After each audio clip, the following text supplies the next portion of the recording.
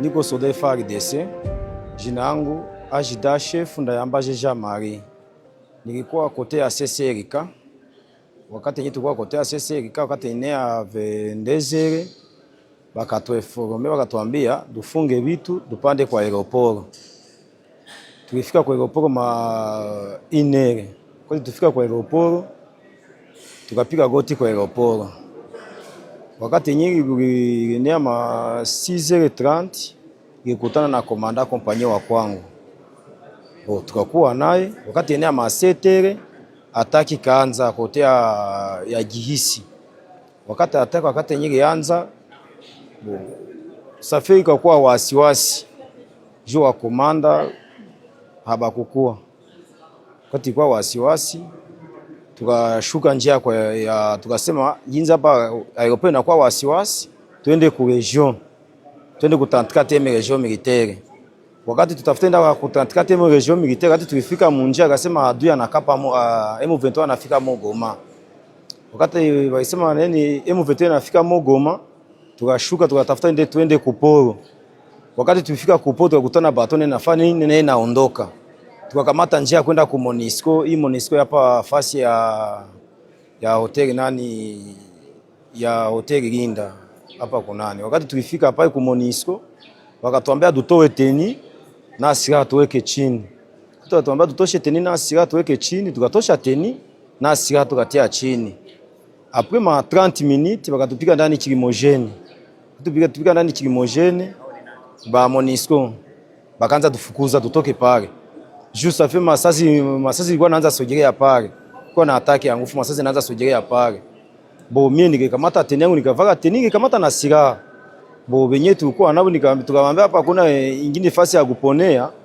Twende kuinchi jirani. Kuinchi jirani hata tufanya kitu. Jo tukavuka tukakuya hapa mu Rwanda. Wakati tulifika ku grande barriere tukaweka silaha chini sie peki. Tulikuwa tunatosha chargeur. Tukaweka silaha chini. Soda Rwanda wakasema mukamate silaha zenu muweke juu na chargeur muweke mu poche. Tukakamata silaha tukaweka juu, tukakamata mashargeur tukatia mu poche.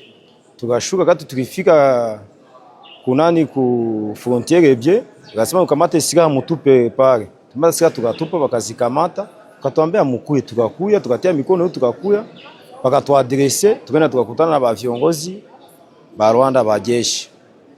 Wakatukaribisha. Jo bakituleta mpaka hapa mu stade. Je ndangije amezi abiri nanje ku mazina ngaba nitwa Ahadi Bangamwabo Zefani, ngaba mvuka Ikibumba mu groupe Mabuhumba localité Rwibiranga chefferie de Bukumu, akaba ariho mvuka. Nanje nagiye mu kazi k'ikizarendo bitewe no gufatwa nabi kwacu. Nagiye Ikibumba niyo bamama bano n'ubu najayo navayo ngo ngiye gufata iriya mu Bushagara mu ngambi bakanyanyasa ngo ndume mu 23. Ndavuga kugira abaje barirwa baranyanyasa no kumvunga bya buri munsi, ahubwo nanje reka njobore ngorerane nabo ibizaba nuko tuzabifata uco. Je mbona kujya mu kizarendo guco. Ninafika hapa juu ya mambo ya vita Mugoma, mu kapitali ya Nord Kivu RDC. Ninafika hapa mu Rwanda juu ya njia ya kupita haiko. Tunaenda na barafiki yetu ku Monisco juu ya batatukosa liaison. Tunafika ku Monisco anakatala tuingie mu bazi yake. Monisco pa anakatala juu ya vita iko ya mingi batatukosa liaison. Hauna njia. Hauna façon ya kuingia mu Monisco, hauna façon ya kuingia mu aéroport. Batatukosa de liaison, c'est que nous n'avons pas de choix. C'est pour cela que je me suis arrivé ici. Les M23 sont à Goma. Nous étions là-bas à l'aéroport de Goma. L'armée tout entière de Nord Kivu, de Goma. Nous étions à l'aéroport de Goma. Mais à propos de cette tactique-là, était tactique incroyable. comment nous pouvons se mettre à l'aéroport de Goma, tandis que l'ennemi a déjà entouré le Goma tout entière, a commencé à lancer des bombes, des mortiers, ceci, cela. Nous ne pouvons pas être coffrés à l'aéroport, tandis que l'ennemi a déjà contourné l'aéroport. Nous étions coffrés. Cette tactique-là, ça n'existe pas. Ça ne peut pas exister, nous sommes coffrés. L'ennemi, quand il lance des bombes là, c'est que nous aurons beaucoup de blessés, beaucoup de morts. Par rapport à moi, quand j'ai vu des bombes, c'est commencé à nous bombarder à l'aéroport. Non, j'ai vu que là, ce n'est pas bien. Oui, des M23 étaient à Goma. Les M23 étaient déjà à Goma. Parce que quand je me suis arrivé à la Monesco à côté de Serena, il y avait des coups de balles de M23 qui venaient déjà. J'ai fait le renseignement à travers un civil. Le civil là, il m'a parlé que les M23 ont déjà arrivé à Itige et à Rond-Point-Biréré. Il n'y avait plus moyen de retourner encore à l'aéroport. Tu comprends? Il n'y avait plus moyen de retourner à l'aéroport. C'est pour cela nous sommes rentrés chez Monesco. Le Monesco a refusé, plus de 10 fois, Monesco a refusé de nous de pénétrer dans son camp. Je n'avais pas moyen, parce qu'il n'y avait pas moyen de retourner à l'aéroport, parce que M23 a déjà pris le Goma. Il y avait déjà des embuscades partout dans les avenues de Goma. Maintenant, je pourrais aller où? Nous sommes arrivés à la Rwanda, nous avons fait comme ça, et le Rwanda nous a dit, hey, Shimama parle. Tu n'as Shimama, on a identifié Bantou, et nani qu'on a armé, on a identifié Bantou. Après, tu n'es pas au Rwanda. Nous avons vraiment des inquiétudes. Nous demandons à notre gouvernement de prendre l'armée en charge. Parce que ce que ça vient de passer à Goma, c'est vraiment incroyable. Incroyable, incroyable, incroyable, incroyable, vraiment. À propos de cela. Nos chefs sont des traîtres. Parce que nos chefs ont déjà fui le Goma depuis avant-hier.